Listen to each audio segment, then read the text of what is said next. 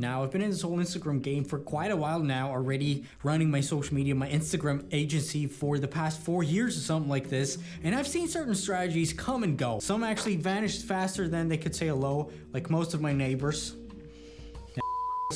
Anyway, you're probably here because you want to crush this whole thing in 21, and this is exactly what we're going to talk about today. And I promise you that it's not going to be the same old crappy advice that you get, seemingly from every other person out there talking about Instagram growth. In order to grow on Instagram, you have to post regularly, have a profile picture.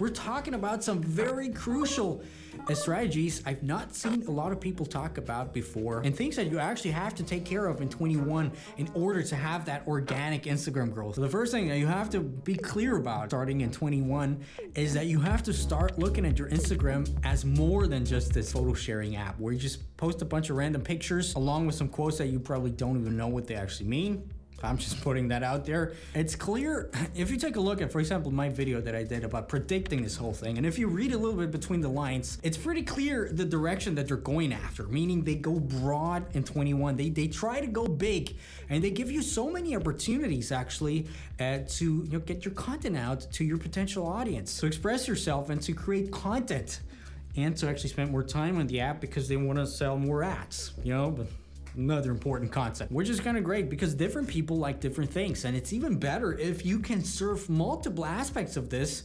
to your audience. For example, try to find out ways to create valuable pieces of content for your audience that are more than just these regular feed posts of a picture of you with some caption in it. I'm not saying they don't work anymore, but switch it up just because Instagram gives you the opportunity to actually make a whole rounded profile of this, speaking to your audience in different ways, more ways to actually get them to spend more time on the app, more ways to actually get them to connect with you more.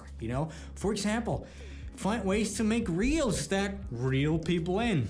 Get what I'm saying right here? Well, a very good growth opportunity in 21, obviously being reels. It's not only because they want to take and snatch away the users that actually TikTok has. And yeah, this is the most blatant copy I've ever seen of anything on social media like ever done before, more than what they did with Snapchat back in the days. But with that being said, still short form videos are a huge trend all around the world, all around social media, not just TikTok and Reels, talking about YouTube Shorts and all of the other platforms that somewhat have some sort of shorter form content, aggregator that gets people, that reels people in.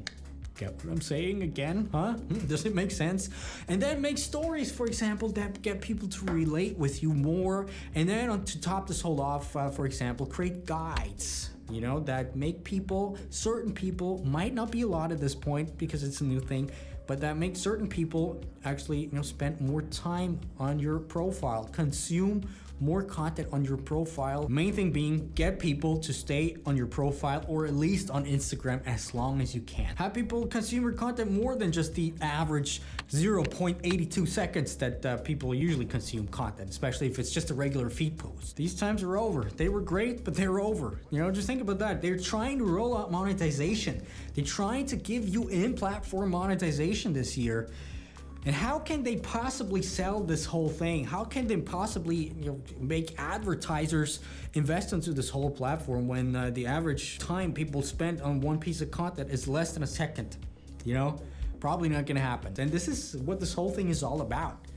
We have clients, for example, that have seen huge upticks in growth in the past few months just because they really dialed in and figured out how to make people actively consume their content for longer periods of time. There's one thing, for example, being carousels. People swipe, having people stay along on there. Guides might be another huge thing coming as well. And right now, you don't have any excuse anymore. No excuse anymore. Actually, this whole thing, them making the app kind of complicated, kind of the opposite thing what it once was.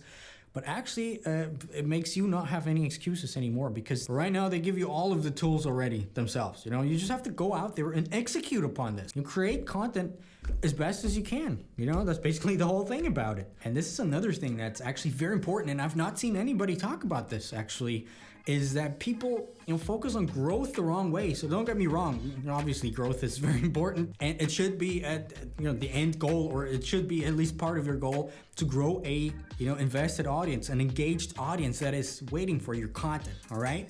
But still, people still focus too much on just the metrics, getting there as fast as possible with some growth hacks and with some ways to trick the algorithm, when this is actually quite the opposite way of how you should go about things. Let me explain that a little bit further. Doing some research with clients and with people inside my black file, for example, we figured out that rather than focusing on metrics and the absolute growth numbers that are there at the end of the day, focus on audience development, because this is where it actually is at. Obviously, you don't have to say this because not a lot of people seem to understand this concept, but behind growth, there's usually an audience, right? And an audience is not just some imaginary internet points, seeing, well, I have 115K followers, whatever that is. People don't seem to understand the idea that it's actually people like you and me sitting there and actually enjoying content or not. You can't hack people's minds unless you're Elon Musk, apparently. But, these people actually want something from you, They want to consume your content because they want something for themselves. And ideally, you want to grow an audience which is full of those people who ideally see yourself as an authority figure or an expert or a thought leader or something like this. Influencer being another term which I hate so much, I don't want to speak about it. So rather than just focusing on the end goal, which is the follower numbers and stuff like this, actually focus on everything that's in between, meaning the process to get there, the process of developing your audience with all its tiny quirks and details, which are, by the way, a little bit different for each and every one of you and each and every audience, okay? And try to nail these things down as best as you can, because you're gonna see that at the end of the day, if you focus on audience development the right way, growth is gonna be a byproduct of this whole thing. Growth is actually the result of that. In my upcoming program, the Instagram Black File, we actually call this whole system the Influence Accelerator System, which is basically the Instagram audience development system, mapped out to the T. And if you follow this whole process and all these steps that are in between there, you're gonna see that growth is actually a byproduct of this whole thing. It's gonna be a natural result of that. This is why a lot of content creators get lucky. They just focus on the right things, most of them. Some actually do get lucky. I just want to put this out too, all right? And just by keeping this in mind, you're gonna maybe even see some things that up until this point you might have done wrong, some mistakes that you made along the way, hindering your growth, giving the algorithm, for example, the wrong kinds of signals, which brings me right into another point, namely your audience, because I see a lot of people actually have a lot of issues with that as well. And this is a very fundamental part right here.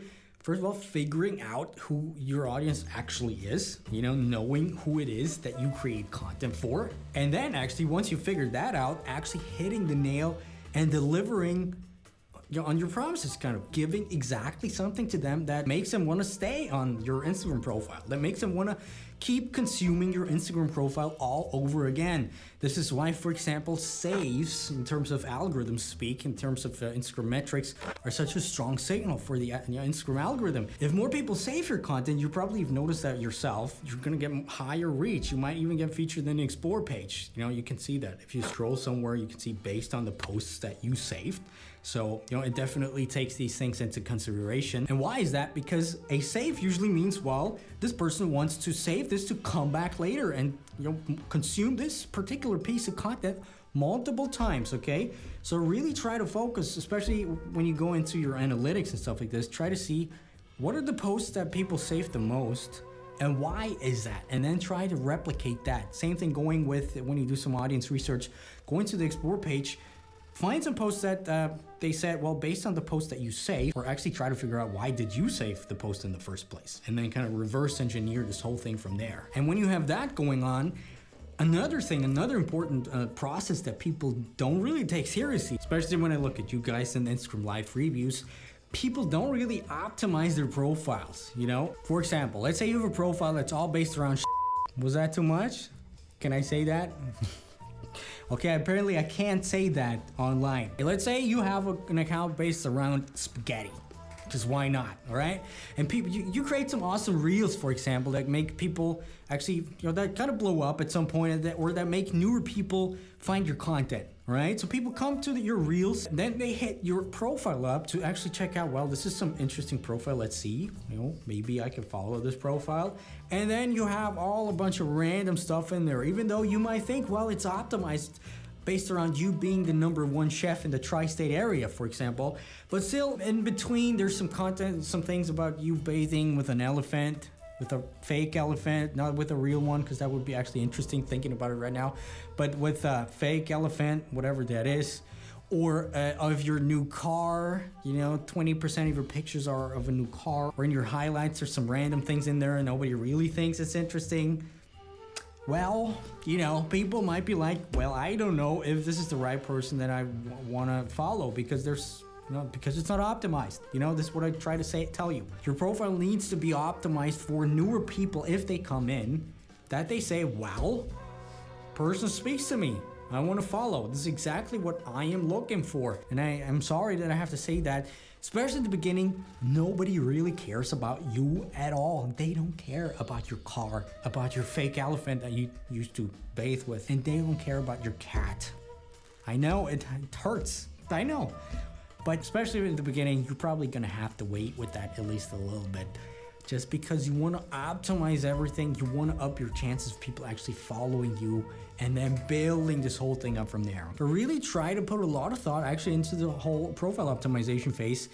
First of all, to get, like I said, people to follow you. And second of all, remember the first thing that I said, to get people to actually stay and consume your content for longer periods of times. So how can you actually, for example, optimize your content to make people stay longer on your profile?